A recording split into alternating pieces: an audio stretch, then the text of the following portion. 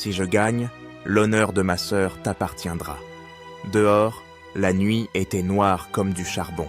Mais dans l'écurie, deux âmes tourmentées venaient tout juste de sceller un pacte de sang, et seul Dieu en était témoin.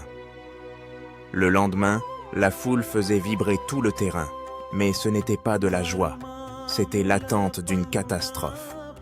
Sur la table devant lui, il y avait ce poignard fatidique destiné à Zamir. D'un coup, un silence lourd est tombé sur l'arène.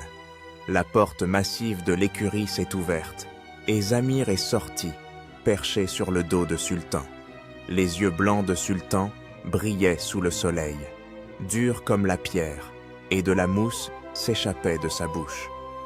Un murmure de stupeur a traversé la foule.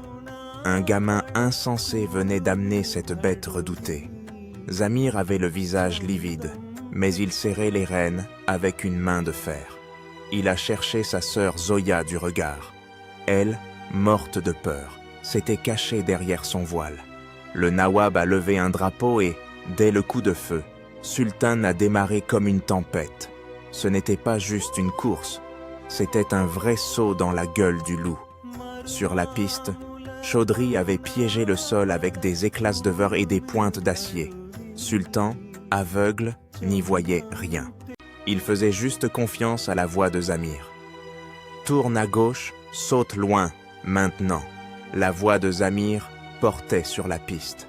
Au dernier virage, les hommes de Chaudhry ont encerclé Sultan.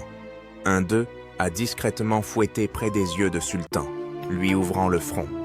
Pris de douleur et de panique, Sultan s'est cabré, essayant de faire tomber Zamir. Il est tombé. L'enfant avait perdu. La foule a paniqué. Chaudhry Shuja a posé un regard avide sur Zoya et a levé son poignard. Zamir glissait, un pied hors de l'étrier. La mort était là, qui l'attendait. C'est alors que Zamir s'est rappelé le vœu de Zoya, entendu la nuit d'avant. Malgré sa blessure, Sultan a baissé l'encolure et poussé un cri bouleversant. « Sultan, si tu tombes aujourd'hui, ma sœur est perdue. Cours, Sultan, cours pour le regard de mon frère. » Cette prière, pleine de douleur, a résonné jusqu'au cœur de ce cheval indomptable. Dans un hennissement puissant, Sultan a brisé le silence, puis il a filé si vite que personne ne pouvait le suivre du regard. Comme une flèche, il a foncé vers la ligne d'arrivée, comme s'il avait traversé ses propres ténèbres pour apercevoir la lumière. La tension était à son comble sur le terrain, car un nouveau drame se préparait. « Non, Sultan, pas par là, viens ici !» cria Zamir de toutes ses forces. Mais Sultan, fou de rage, n'écoutait plus. Le visage de Chaudhry Shuja s'illuminait d'un sourire machiavélique. 4 costauds, à cheval, foncèrent sur Zoya, restés figés de peur près de la ligne d'arrivée. Les bandits l'ont attrapée, alors qu'elle restait bloquée, tétanisée. « Retourne-toi !» Zamir a planté ses ongles dans l'encolure de Sultan. « Ils emmènent ma sœur. Sultan, tourne-toi, mon brave, reviens !» Et là, comme par miracle, quelque chose s'est passé. Peut-être que Sultan a senti l'appel désespéré de son maître face à la mort. La foule retenait son souffle. Les complices des bandits ont pris la fuite, terrorisés.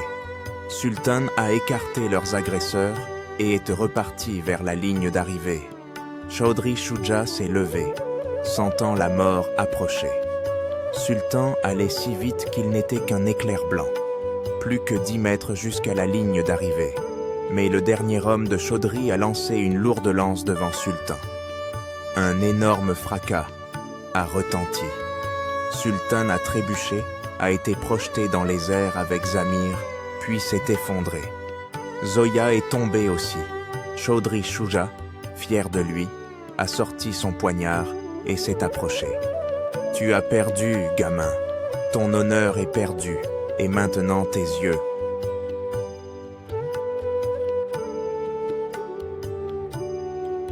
Quand la poussière est retombée, un cri a traversé la foule. Zamir avait atterri de l'autre côté de la ligne d'arrivée, mais Sultan, lui, ne bougeait plus.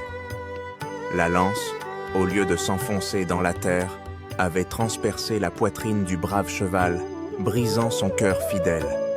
Pourtant, juste avant de tomber, Sultan avait rassemblé toute sa force pour lancer Zamir au-delà de la ligne d'arrivée. Chancelant, Zamir a levé la tête.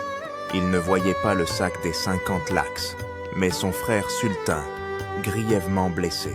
Sultan, à genoux, a rampé jusqu'à lui, posant sa grosse tête sur ses genoux. Un dernier éclat dans ses yeux blancs. Dans un dernier hennissement, il semblait faire ses adieux à son jeune maître. Les mains de Zamir étaient pleines du sang du sacrifice. « Non, Sultan, tu n'as pas le droit de partir. » Les cris de Zamir fendaient le ciel, mais le corps de Sultan se refroidissait tout doucement.